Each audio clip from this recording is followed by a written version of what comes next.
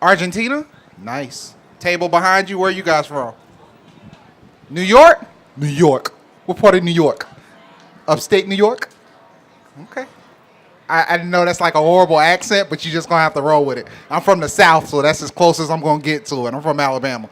Guys, I saw y'all bought a whole pitcher of beer, and y'all didn't offer nobody didn't give me a beer or nothing. So where you guys from? New York? All right. Boston? Boston. I had my best drink in Boston. I don't know the name of the bar, but you just go in and tell them how you feel. All the drinks, all the liquor is below the bar. Oh, yes. That's when you go in, you just tell them how you feel, and they make a drink. I was like, it's too damn cold, and I wish I was back home. He was like, I got you. I was like, oh, shit, this is perfect. Yeah, it was amazing. He put long pepper or something in it. I was like, what are you doing? Where are you guys from? D.C.? I was just there last weekend. So political there. Imagine that. Where? Texas? And where are you from? Oh, okay. I'm just playing. Mar-a-Lago. It's all right. It's not your fault. And you guys right here in the front that all came with South Florida Black Business Directory. Thanks for coming out and showing your support. So, if you guys haven't heard yet, Tech Beats and Byte is our way of entertaining you with food and music. The music is scientifically chosen because everybody knows 70s soul and 80s soul. So even if it's mixed into a hip-hop song, you just phase out the lyrics and you still love the music. But we wanted to find a way to kind of talk to people about what's going on in our community in a more relaxed atmosphere. Now, the truth of this is becoming a TV show. That's why the cameras are in front of everybody and not behind you. So when we get rich, you can't say that you owe us or you can sue us. So we really don't like y'all on camera. So this is all about strategic design, that you're behind the camera. So when I become the next Bill Maher, you can't be like, where's my cut when I showed up that day and you asked me where I'm from. Nobody can see you right now. So I'm just talking to other people. So full disclosure, you can't sue us. If you don't want to be on camera, you can leave now. We'll start recording in 3 minutes, but we're recording me saying this. So what I wanted to do today was bring out two people that put together specifically a directory that caused a little bit of controversy, not just within our own community, but within South Florida in general. They're recording live. They can be on their phone. Oh, thank you. You scared me. We're live. This is the hood version of Bill Maher. They have no respect. They would have put their phone. I'm just playing. So South Florida Black Business Directory, first of all, can you guys tell us what the directory was all about? Let's start there. Sure. The directory was created after doing some research and realizing that we spend $1.7 trillion and we've mastered being consumers and not owners. So it was a way for us to kind of go back to what they did in the 1920s to circulate the black dollar in the community more than the 6 hours that we do currently. So back in the 1920s, the black dollar circulated in some instances for a year before it left. So, you know, we're spending the money, but we don't own anything. So that's one of the prevailing reasons why we wanted to create the directory. So for those that don't know, in a Jewish community or in a Chinese community, the dollar normally circulates 16 times before it leaves this community. In a black community, it's actually down to about 60 seconds. Right. So as much as we spend money, we don't actually own anything. Right. So I understand why you did it, but when you look at the scrutiny of putting black in front of anything, right, some people don't believe you can be pro-black without being reverse racism, whatever that really means to some people. But how did you overcome the scrutiny of trying to highlight black people in their businesses versus making it seem like you were just causing another form of, I guess, division within the communities? I would say basically what I did, because see, Jimmy, he asked me about the directory about a year before we started. And initially I said no, because I really did not want to deal with the stigma and the back talk, backlash, the criticism that would come with starting a Black business directory, being a new business owner. But when we started to watch what was happening in the community, just bad schools and lack of resources and unnecessary killings, we knew we needed to band those dollars together and make change on our own and really not ask for handouts and really say, hey, if you support the local Black dentist, if you support the local Black accountant, those dollars can repair your own communities and really create jobs in your own communities. We could actually be a solution on our own because we have the resources to do so. We're just not thinking about it from that angle. So really the focus was just getting the mission done and bringing the resources back to the community. So is it just about the money itself, or is it kind of idle minds do bad things? Because what I've noticed is in our community, there's not a lot of jobs and opportunities. So you see, when I was 14 years old, I had a job. When I was 15 years old, I was paying taxes, working at Wendy's.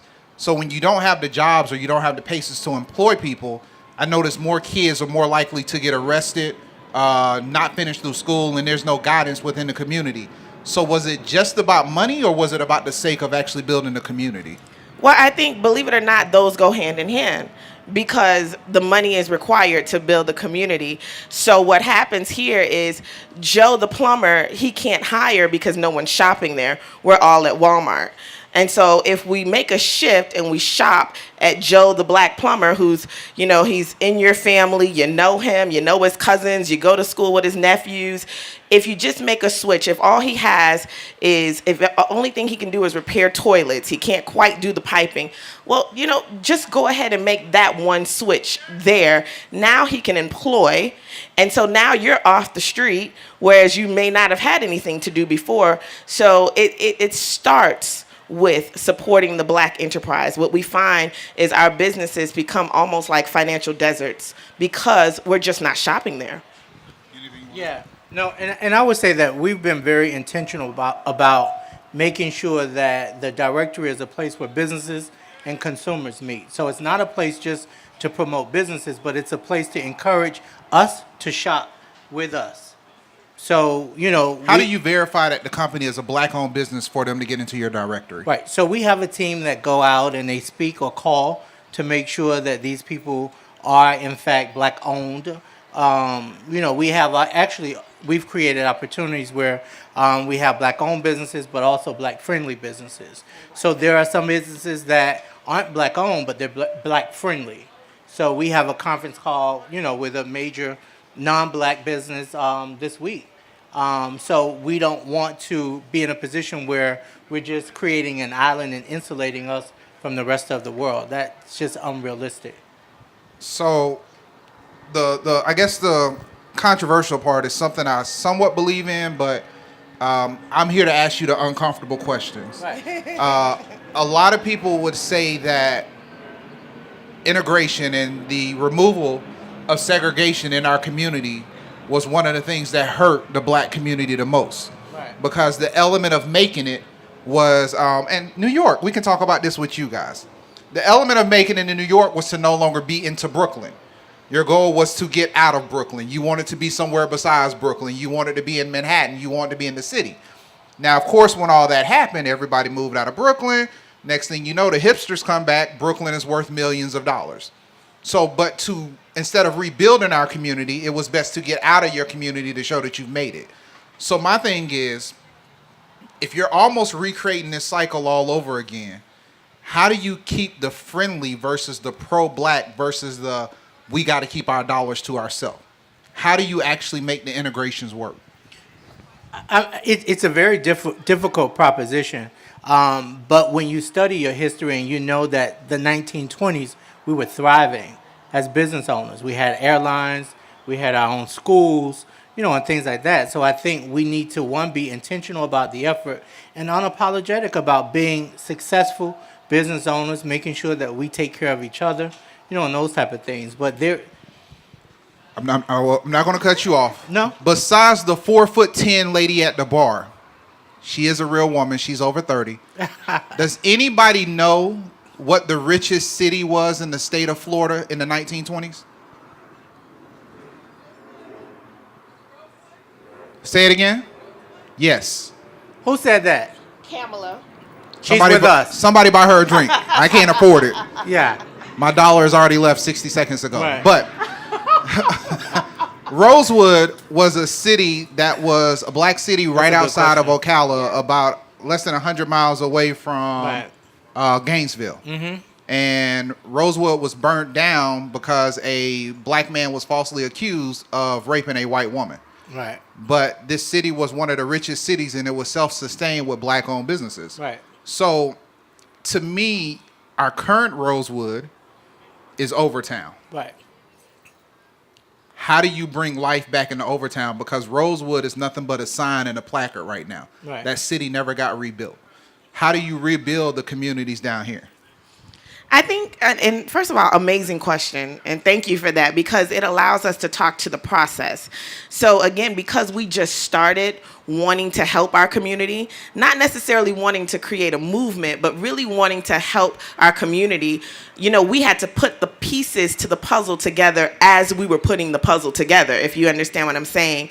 And so with that being said, we wanted to make sure that shopping black became a fun thing, really energizing the excitement behind black culture and the way we do fashion, the way we do food, the way we do anything. It's a little bit different, and really bringing some fun to it, because when you say Asian cuisine, that's a whole lot of fun. When you say Chinese cuisine, that's a whole lot of fun. Mexican. So we want to be able to say, hey, what about that Bahamian food? So you left it out, because when you say black cuisine, I'm thinking I need patience. Exactly. My service, and I'm sorry, I'm just being Tell the real. truth. So y'all might Tell the not. truth. But if you had a black-owned soul food restaurant with the customer service of Houston's, they would be worth billions of dollars. Right. But I'm tired of waiting just to get my water, and my chicken cannot come out cold. And that's a process for both the business owner and the consumer. There's a little bit of patience there. So Houston's may be a 50-year-old company, right? It may have been passed down from generation to generation at a time where we were maybe struggling just to get the right to vote or to walk down the street. And so now in 2015, 2016, 2017, we're starting a business. There's a lot that business owner has to go through. So the consumer has to have a little bit of patience if they understand the end goal. So when we understand the end goal, when we want to have a Rosewood in Overtown, when we want to get back to Tulsa, Oklahoma, that we want to get to that Black Wall Street, there's a patience. It's actually a working together. And so it is definitely not easy. So it becomes more than just a directory. And for those of you who are here, we do have a digital directory. You can go online and support those businesses. But it's more than just that. There's a mindset change that we're trying to implement in both the consumer, whether they're black, white, Chinese, young, old, whatever, and that business owner. And there's a level of excellence that those black businesses have to deliver. So one of the reasons why, just so everybody know, one of the reasons why I was encouraged to bring them on is because what a lot of people don't know is about 60 to 70% of small businesses still in 2017 have no presence on the internet. Yeah. So they still don't have websites. They don't know how to use social media to market their companies. So some of the things that we take for granted that we have young kids that know how to do for fun, these companies really don't know how to do it. They don't know how to integrate these tools. So you go to a business and you talk to them about Instagram, they know what it is, but they don't know how to use it as a business tool. They know about Facebook, but they haven't created a page for their business. So I applaud you guys, because a lot of the companies I know that you're working with, you're actually their first access to be accessible on the internet. Right. You're the first ones. Yeah, no, and again, we've been very intentional about making sure that we take advantage of the social media platforms. Crystal, myself, and Don, which are co-founders, we're all marketers by profession. So we understand the importance of making sure that companies that we deal with have visibility on all of the social media platforms. So, we've been very intentional about that effort. So besides the stupid remarks of, since it's called the Black Business Directory, are you racist? What's been some of the, I guess, most ignorant things you've had to occur since you've actually launched the platform? Well, I mean, I can tell you, and I'll be very, very honest, addressing the elephant in the room, when we started, we didn't necessarily want to create this thing from scratch. So we reached out to several entities that already had existing directories. And one of them was a very prominent one, funded very well. You can stop. We know. Okay, so I'm stopping them. we reached out, and we got content funny will live looks forever. Yeah. Okay. and those type of things. So now we've created an engine that's moving, and now people are speaking when they didn't before. That type of thing. So, All right. So we're going to break the mutiny a little bit. I want you guys to also get to know them. Crystal, favorite drink? What is it? It depends. If I'm flying, there's a certain drink. It's complicated. If I'm flying, So if if I'm it's Tuesday with a half moon, right, okay. yeah, no. What would you drink tonight? Let's go Tonight, well, I'm on some tequila thing tonight, which I don't typically drink Cinco de tequila. Mayo. It's because it's May. But since I'm in Wynwood and I'm from Fort Lauderdale, anybody else from Fort Lauderdale? Am I the only one? Fort Lauderdale and Are you about to tell me Yes. tequila helps you drive home light? Is no, that- it just feels a little tropical out here in Miami. Okay. So I feel like I should have tequila. J Nick, what you drinking? I'm drinking a little of the tequila splash with some sangria, but my drink of choice is actually Remy. I'm a cognac guy. So you know what, J Nick, I'm gonna start with you. You really, really, really like fashion. Yes, it does. Everybody that knows J Nick knows my man loves some Gucci shoes, Prada. It's just not my thing, dude. I'm just not that cute. But what I want to ask you is, LeVar Ball just had his son Zoe come out with some shoes. Right. $495 for the shoes, $220 for the slides. Right. Have you bought the slides yet? And if not, how come? Since I know you're in the high-end fashion, go. So I will. I mean, I've seen them. I like them. I support. Whenever I can. I mean, Gucci is not really the only designer that I like. So, I like to spread the wealth. Whenever I can. But definitely I will be. So when you're what some would label, as a label whore, do you, not you yourself, I'm just saying, Right. when you saw the price of Alonzo's shoes, did you think it was an overstep for him to be charging the price that he was charging?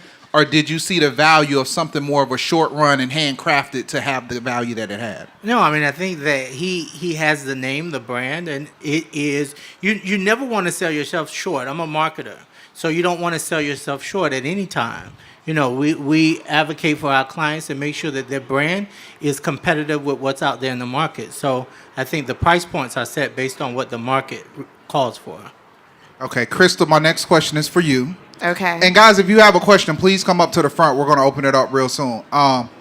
Crystal, the Affordable Health Care Act. Oh, Lord, I'm nervous. Yeah. Is this politics? The thing is, you don't know how Florida thinks till you ask Florida real questions. True. It's only so much I really need to know about you, but I need to know what's in your brain.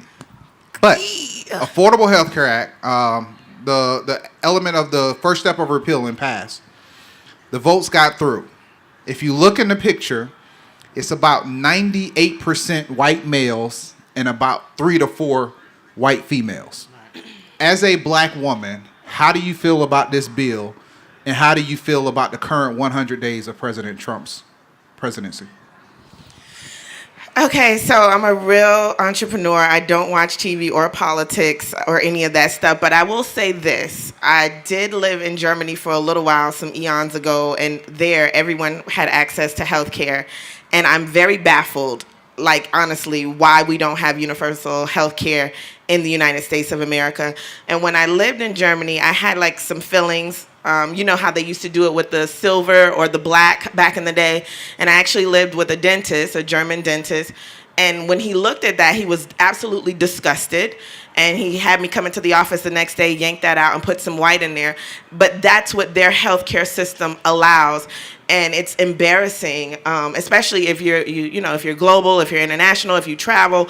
A lot of places do not have this silliness with healthcare. I had a friend telling me that he has a gap in insurance. He has to pay something called COPA. I don't know what that means, but he has to pay $1,300 to carry his insurance for a month. I don't know what that means because I'm a veteran, so I go to the VA. But I just think it's sad that a lot of times people can't follow their passion because they need this health care. I'm an advocate for entrepreneurship. I think it's sad that people get, people end up in debt. They go bankrupt. Most of the time, the number one reason is because of a medical bill. And it just is actually quite foolish and silly. Anyway. So it was New York, Boston, and D.C. New York, you guys are still engaged. I appreciate that. Your eyes on me are amazing. My question, though, is if you were back in New York, it's an event like this, you get this weather year-round, right? Just imagine that. I know, just imagine that. It's a Monday. The music is the same. The vibe is the same. What kind of crowd would you see in New York at an event like this that's free to attend with decent parking? How many more people do you think would be here right now? I couldn't hear them. What did they say? Wow, 100 times more.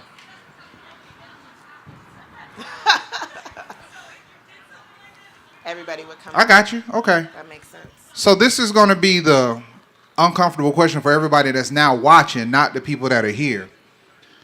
But I want you guys to answer this. Why in the hell do black people in South Florida keep asking for certain environments and certain things to build them, but never come out and support them? What's the syndrome down here? What's stopping us? I have an answer because I'm from Fort Lauderdale. I'm actually one of the last Mohicans. She answered it right. There's so much to do here every night of the week. And I don't think it's a black thing or a white thing. I think that whenever you have something just this amazing, unfortunately, we have to work harder at how we market it. Even when we were marketing the directory, there's a lot of black-owned business directories out there. Honestly, there's thousands. Hit Google and you'll find them. But none of them were able to capture the business community like we were. We really went into a whole nother level of marketing. And I think that if we did that here, you really would have a problem because what you're doing is amazing. These questions are uncomfortable, but they're necessary, and it's engaging, and it's appropriate for this audience. So I commend you on what you're doing. You just need to get me and Jay Nick on your staff. We could do a little marketing. Always plugging. It's okay. I mean, we understand that. Right. So, Q, you ready? I know Q has some questions. 22. Okay. You can come over here.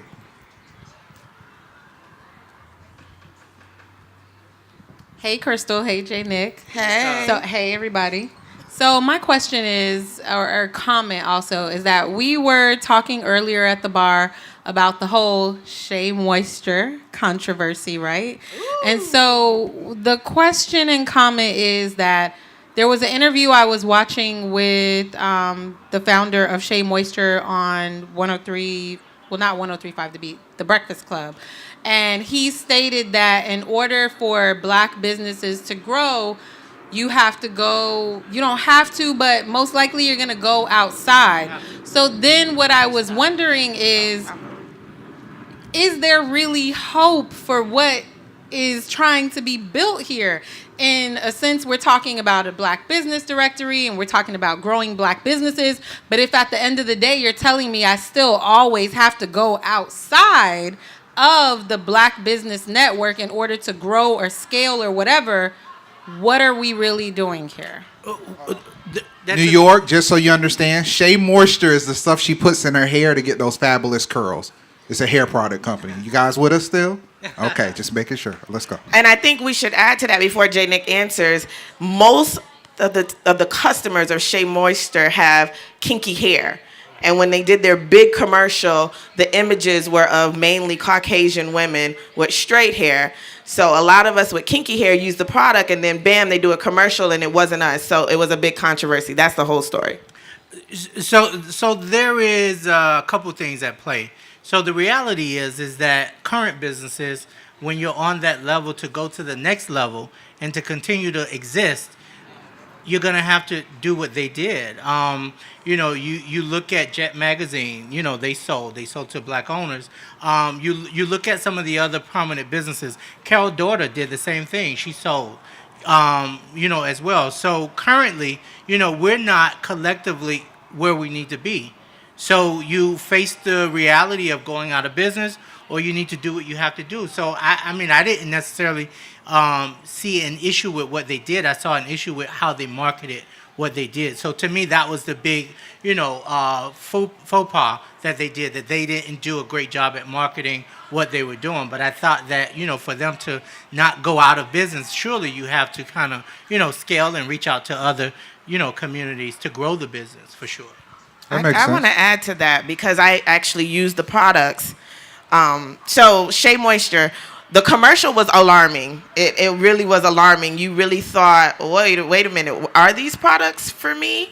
And I think that, again, what should have happened there is that company, the only mistake they made is that they hired a marketing company that didn't understand the culture. They should have hired us, right? They and it sounds like I'm plugging, but really, they should have hired a black We marketing understand. company. I mean, they missed the mark about as bad as Pepsi did, Right. and I mean, Yeah, it right. happens. Yeah. All right, hold on Yeah. 1 second. Good evening. Really happy you guys are doing this. It's really empowering myself as an entrepreneur. And I just wanted to say that the first event that I came to for South Florida Black Business Directory, you said something really important, and it has never left me. And I think that we honestly need to show some forgiveness right now, because if we go to Red Lobster, right, you said this, if we go to Red Lobster and they messed up our menu or they messed up our dinner, we're going to give them another chance, right, because we like the cheddar biscuits. Right. So why do we treat black businesses any differently? If I make a mistake as a small business owner, it's like, oh my God, they're gonna wring my neck. My fate is done. They're gonna talk bad about me. Oh God, what's gonna happen? My business is over. I'm killing myself before I'm dead. Yeah. Because of how we speak down on each other. We speak down on each other faster than anybody else does. I'm personally sick of it. I love people. I genuinely love people, but people don't always understand that. And I don't know, I feel like everything starts with love. So once you start to know yourself and love yourself, then you can love the community around you and see that past people's flaws, because everybody's flaw. Yeah. Everybody's flaw. So let's support each other. That's all right if we're all flawed. If you got a flaw, you got a flaw, you got a flaw, I got a flaw. All right, but it's not going to be the same flaw. So let's build. I love what y'all are doing. Thank you. Thank you, Tracy. Thank you for that comment. It was awesome. So, before we move on, let's ask New York. Name a restaurant you guys like. I'm talking to New York. Come on, man. Calm down. Serratos? Oh, I like Carrabba's too. Carrabba's. So, Carrabba's, you go there. You get horrible customer service. What are you going to do? What are your actions? So the happy hours are good, so you keep going back. So in other words, black people, he's trying to tell y'all don't drink enough. If you drink, you will be more forgiving. You just start letting shit slide. You're like, it's okay. Just give me another drink. All right, but seriously, if the customer service is horrible, what are your actions to let them know that the customer service is horrible? Are you just making a complaint? Are you talking to the manager? Or are you no longer patronizing the location itself? This is a great question. To be honest. Okay. The man is real laid back. He wouldn't do a thing is what she's saying. Okay. That's the happy hour guy. Okay. Now, what would you do? Okay. Say that again. You would complain. At what point would you stop patronizing the location? What would they have to do for you to stop coming? Okay. So this is reason why I said that is because a part of the stigma is, even though I would say like diversity, inclusion, and other things are shown in the process, and there'll be natural parts of you, I do want some people to understand a lot of the problems we see are not just black problems. They're not. They're just things you pay attention to within your own community. Right. Don't limit problems to a color. It's really not that simple. I mean, you have to remember, theoretically, black on black crime is what it is because it was labeled that way by media to continue to beat you down to make you feel a certain way. When there's just crime within white people, they just don't say white on white crime. Right. So don't allow media and don't allow hype to put you into a juxtaposition to where you now feel a certain way about your own community because they've trained you to think that way. All communities have problems. Right. Hispanic communities are now, I guess my political term is Latinx. But yeah, all communities have the same problems we have, but don't think it's just us. We all dislike people at some time. the flaw or the element of perfection is exactly that nobody is perfect. So there's times where you will make a complaint, but you do have to be more cognitive to understand people have done what they could do to build their communities, and there's nothing to change the fact that black communities did not get the same equity to get the jump start on where they're at. So even though the questions were tough, I do want you guys to know the only reason why I have you here is to support you. But a new part that I wanted to add, just keep going and restart it, go ahead. The new part that I did want to add to the show was to say that if this is the case, now I need to know, I don't want to have to invite my next guest.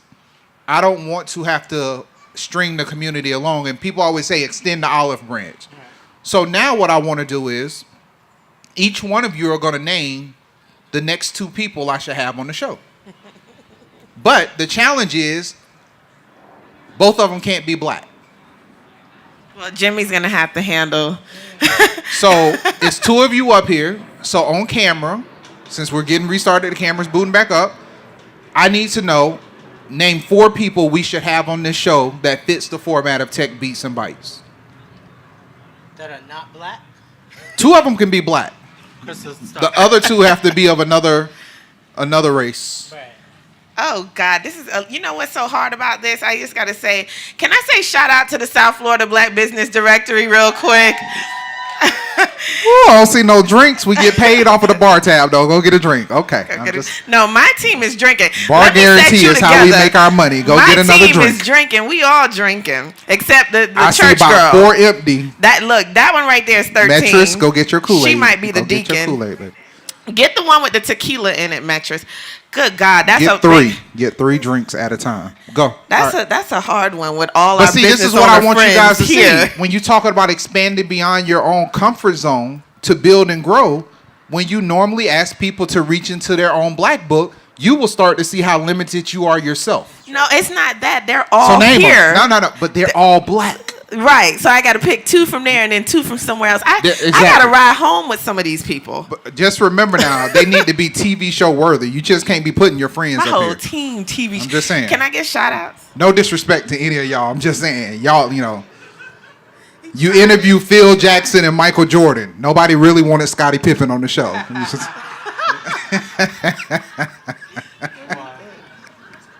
just saying. Whoever interviewed John Paxson? Have you ever seen John Paxson on an interview? You can't be Scotty, man. You like Dennis Rodman, but Dennis Rodman got interviews. Y'all still ain't came up with. Do we have any more questions? No, I got it. Hold on, we're gonna give y'all some time. Do we have any more questions or comments from the audience before? Q, come on. Q works with us, so she can ask as many questions as you want. Truthfully, this is her last question, but she can ask as many as she wants. Ben, you have a question? Ben, would you please come up and ask your question, sir? Oh, sorry, can I ask my question? Yes, you can, but you got... Let's be respectful. You've gotten one in. Aww. This has been with the Be Me, not BME, Be Me. All right? All right, hold on. Ben, go ahead. And Benjamin is a rattler, too, so... So I have a statement and a question. Okay. Just responding to the whole Shea Moisture. My issue wasn't, my issue was all the men attacking the women for having issues with it. You don't even use the product, how you attacking the women who have issues. Okay, that's good. Just not most of the men I knew. They don't barely use nothing. Yeah. But anyway, my issue with that was it not them reshaping who they're reaching out to. You got to do that in business. You have to survive. My issue was the appropriation of a cause, the hair movement. That's not your cause. You aren't discriminated against as far as your hair is concerned. Now, ladies might have issues here and here, but as far as discrimination in film, in magazines, with our kids, it's usually the kinky, the nappy. It's not what was marketed. So they appropriated a movement kind of like Pepsi. Right. That was my issue, not them go out and reach whoever you want to reach. Just don't use our movement. And the question is, what is the evolution of the directory? Like you said, there are thousands of directories. You guys did an amazing job marketing and reaching people. But how do you then educate people to then start utilizing the directory? Because I'll text Jimmy all the time, hey, do you know this? He's like, go to the directory. Hey, do you know this? I need a black car dealership. Go to the directory. I need a black psychiatrist. Go to the... So what's the evolution of the directory? from an education standpoint, not only marketing to get people to use it, but to keep people from that one bad experience of the black business, now I'm not going back. Or understanding that the support of the businesses that support your community is the only way to grow your community. Everybody else got it. Right. They open up stores. They're taught economy. They're taught entrepreneurship. We're the only ones who are taught to consume. And that's how that's how this system only works. And we're the biggest consumers of everything.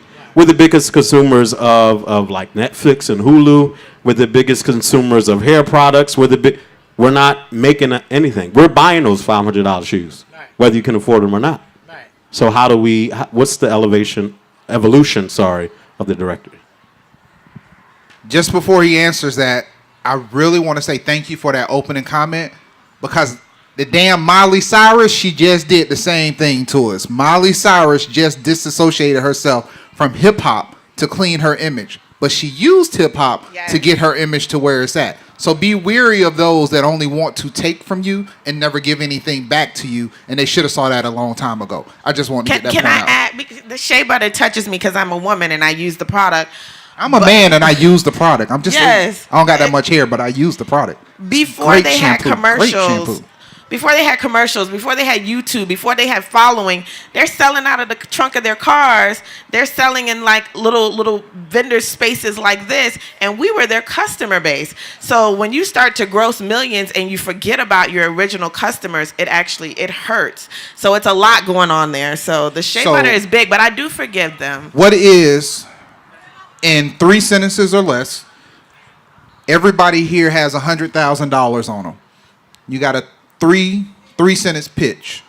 What is the pitch to tell everybody how this product is going to revolutionize so that they actually invest in you? What's the pitch? The pitch is really taking back our communities. We have to realize, and I go back to the $1.7 trillion that we're spending, that we've mastered being consumers and not owners. But so how do you move the platform forward? What's the next step to actually say we went from here, we've launched it, 50,000 businesses have signed up. What's the next step though? So it is us realizing that we have opportunities, they're out there, and to have access to those opportunities, we need to come together and support each other. So is it organic as Facebook? Are you hoping that people just depend on it, or do you we're workshops? Way beyond. Do you start educating people? Yeah, that's what Metris. Right. That's what Metris is going to probably definitely touch on, and she really helped us to realize that. So every Thursday we're in a class with Urban League because she's a part of the directory and under the leadership and guidance of a black-friendly, black-managed, not necessarily black-owned, but PSC and some of the other organizations that she's affiliated with. Jimmy and I will always stay in our lane as marketers, and Facebook is just a portion of how we market, but we actually let other people come in and bring their expertise to the table. So yeah, just follow the movement, follow the events, follow the education, and eventually it'll be second nature, just like Yellow Pages, to go to the directory. Because I think the education part is a part of the empowerment. So we empower people through education. So I think when we start to do what we're doing with Metris, with the Urban League, the Miami-Dade Chamber of Commerce, and other people, we realize that we are better together. And, we realize the money that we're spending, if we keep it in our communities, will be great. All right, guys, these are going to be our last 2 questions. My question was, what is the South Florida Black Business Directory doing to help businesses make money? It's one thing to be just listed in the directory, but if I'm a new startup, I ain't made no money, I'm passing on my business card, my back of the house ain't right, it's not a hobby. What do I need to do? Where do I go? How do I get help? Well, levels. There's levels in life. So we tell people it depends. Right now, we're a part of the Urban League training. There's the PSC training. You may be on that level. But for me, what's important is to network. I make most of my money not because of education and training. I know how to market. I make most of my money through networking. And a lot of times in our community, we don't network. We get right in our phone. We go in a little corner and we don't expand that network. We remember that we're Pookie from the hood and we stay Pookie from the hood. So my goal with the directory is to teach folks that it's okay to network, to say hello, to introduce yourself, to pull out a business card, because your next contract could be right in front of you. So are you going to start doing like business development consulting? Well, we do the networking mixers on Monday nights, typically is what we do. Awesome. All right. Last question. I think Metra's had a We're follow-up. going to make 2 more questions. Go ahead. Actually, it wasn't a question. I wanted to just say from a different standpoint. When I heard about the directory, I was excited about it because I just didn't know where to go. So when we decided that we were going to have different sections of different, professions, I wanted to know. So when I went to one of the networking mixers about the law, business law and everything, I didn't know where to start when I became an entrepreneur. You just start with little business cards from Vistaprint and you continue and you stop there. You just don't know what else to do. But when you get inside and you want to be professional, you want to get your EIN number, you want to be, looked at as a professional, they were giving these different trainings, and that was the first step to it. So I personally promote the directory because when someone asks me, just like they asked Jimmy, where do I go? Just like he was saying, where do I go? They know exactly where to go. Start there first. And when you go there, and if you don't like it, just like the person said, then I'm just not going to go back. But I'm not going to bash it. Exactly. I'm going to try something else. So it's one thing is the mindset of the people. My mind had to change. It had to be renewed in order to be able to say, okay, let me try it this way. They're trying to do something else. Give us a chance. We're just saying give us a chance. And we're giving you things that are complimentary, not free, but complimentary, because that class was serious. After that, I was able to say, wow, I need someone to look at my contract before I give it away when I'm doing insurances. I want to make sure that someone is looking at that. So it's just there to say, give us a chance, help build, help grow, and change your mindset. Thank you. All right. Hold on. You know why I'm doing this. Front of show. Go ahead. Now, my biggest question has to do with real estate. What we're seeing across the country is 70 million square feet of retail spaces being closed across the country. What is the best way to promote in the community local shopping, local business, local retail, to kind of to put off the start over? So across the country, we're dealing with 70 million square feet of retail space being closed.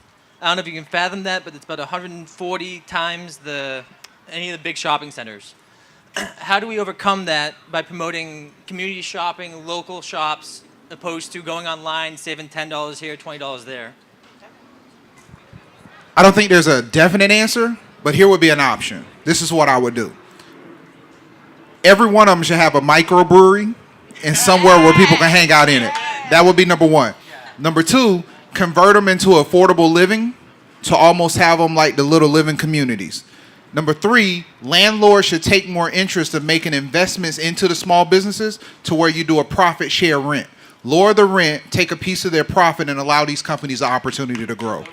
That would be the way to do it. Now, within the directory, how are you guys promoting that type of business? I think that's one thing I don't even want them to have to say it. I think the directory is a piece of a whole scope. And I think sometimes people, there's a synopsis and there's a plot. This is just the opening scene. This isn't even the first 30 minutes. This is literally the opening scene where people have to understand this is now you at least have the information. It's up to the consumers to actually go out and use the service. It's up to the companies to say we will take more care of our consumers. But this is just one step. This video, our content is just one step. And we're not even the opening scene. We're literally the opening credits. We're just telling people this is what's about to happen. Pay attention. But I think with what you're saying, landlords and people that own real estate are no different than the music moguls that own record labels when Steve Jobs came to them and tried to tell them about iTunes. You either keep up with the times or the shit will collapse at some point. And that's what's happening. So farewell to them, lower the rent, get the shit down to about $8 per square foot, and we'll come back. Can I add to that, Mike, too? No, I'm just like, go You ahead. sure? You sure? Because sometimes, like I always say, there's levels. And so that's the absolute right answer.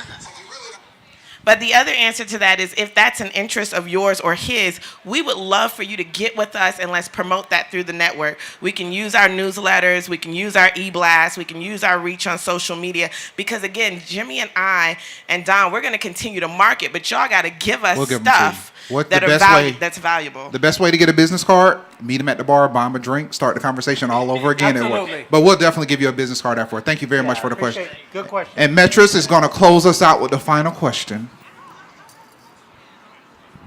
I guess it's a question, a statement. You mentioned about business development, Michael. You mentioned about business development in Black Business Directory. My involvement with the directory is people coming into business, they're not making any money. I train. The goal in the partnership is to provide a platform, access to training, access to capital. So now that our businesses are viable, we'll become vendors. We're vendorized, we can make some money. So that way we can take care of our own communities. So that's part of that part. Hey, Kool-Aid! We love you, Metris. So, in the true spirit of digital grass, anybody, New York, have you guys ever been to a Black Baptist church? That's a good time, Yeah? Okay. right? That's a good time. So to the right, yeah, you say, in a Black Baptist church, the pastor would be like, hey, anybody got a last word? And that turned into a whole nother sermon. Yeah, see, I went to a Black Baptist church, so when we say last word, we actually mean it. It means one damn word. That's it. So y'all don't get to make a statement, no comment, no extra.